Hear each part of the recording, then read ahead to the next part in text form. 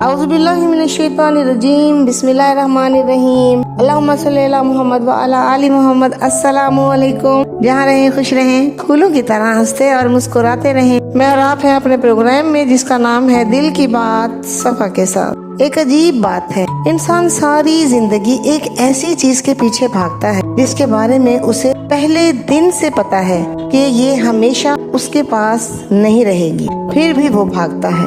مزید پیسے، مزید کامیابیاں، مزید تعریفیں، مزید فالوورز، مزید شہرت، اور جب سب یہ مل بھی جائے تو بھی ایک نیا سوال پیدا ہوتا ہے کہ اب آگے کیا؟ شاید دنیا کا سب سے بڑا دھوکہ یہ نہیں ہے کہ دنیا فانی ہے، بلکہ یہ ہے کہ انسان دنیا سے وہ مانگتا ہے جو صرف اللہ دے سکتے ہیں۔ انسان سکون پیسوں سے مانگنے کی کوشش کرتا ہے جبکہ پیسے صرف تحفظ دے سکتے ہیں۔ انسان عزت لوگوں سے مانگتا ہے، حالانکہ لوگ آج تعریف کر رہے ہیں تو کل اس کو بھول جاتے ہیں۔ انسان محبت دنیا سے مانگتا ہے، حالانکہ دنیا کبھی کسی ایک کی ہوئی ہے۔ ایک سوچنے والا سوال ہے، اگر دولت سکون دیتی ہے تو پھر امیر لوگ انزائٹی کا شکار کیوں ہوتے ہیں؟ اگر شہرت خوشی دیتی ہے تو مشہور لوگ ہی ڈپریشن میں کیوں چلے جاتے ہیں؟ اگر دنیا میں سب کچھ ہے تو پھر سب کچھ حاصل کرنے والے اکثر اندر سے خالی کیوں ہوتے ہیں؟ مسئلہ پتہ ہے کہاں ہے؟ مسئلہ دنیا میں نہیں ہے، دنیا تو صرف ایک امتحان گاہ ہے۔ مسئلہ یہ ہے کہ ہم دنیا کو اپنی منزل بنا بیٹھے ہیں، حالانکہ اللہ نے اسے ایک مسافر راستہ بنایا تھا۔ اگر راستے کو ہی اپنا گھر سمجھ لے تو کب اپنی منزل تک پہنچے گا؟ قرآن کا زاویہ کیا ہے؟ قرآن دنیا کو برا نہیں کہتا، قرآن دنیا کی حقیقت بتاتا ہے۔ دنیا کھیتی ہے، امتحان ہے، نعمت بھی ہے، لیکن مقصد نہیں ہونا چاہیے۔ یہ فرق ہمیں سمجھنا چاہیے، اور یہ فرق سمجھنا ہمارے لیے بہت ضروری ہے۔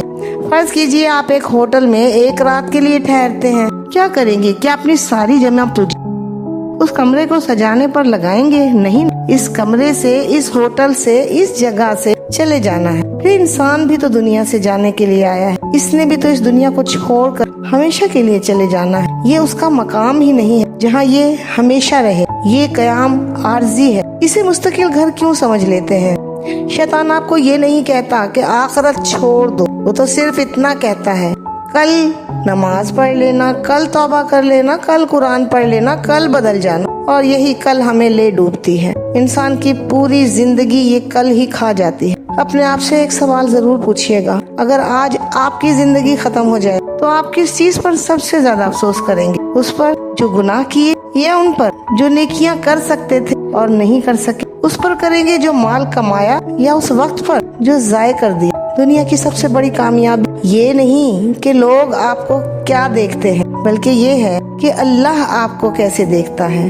ہو سکتا ہے ایک شخص کے پاس کچھ بھی نہ ہو لیکن اس کا دل اللہ سے جڑا ہوا ہو، اور ہو سکتا ہے ایک شخص کے پاس سب کچھ ہو لیکن اس کا دل خالی ہو۔ دنیا کو چھوڑنا نہیں ہے، دنیا کو سمجھنا ہے۔ مال بھی کمائیں، کامیابیاں بھی کمائیں، اور ترقی بھی، لیکن کبھی یہ مت بھولیے گا کہ یہ دنیا بہترین خادم ہونے کے ساتھ ساتھ خطرناک آقا بھی ہے۔ جس دن آپ دنیا کو ہاتھ میں رکھنا سیکھ لیں گے اور دل سے نکال دیں گے، اس دن آپ آزاد ہو جائیں گے، اس دن آپ کامیاب ہو جائیں گے۔ شاید یہی آزادی ایمان کی سب سے خوبصورت شکل ہے۔ یا اللہ ہمیں دنیا کی حقیقت سمجھنے کی بصیرت عطا فرمانا، دنیا کو ہمارے ہاتھ میں رکھنا، ہمارے دل میں نہ رکھنا، ہمیں اپنی رضا کو اپنی ہر چیز پر مقدم رکھنے کی توفیق عطا فرمانا، آمین یا رب العالمین۔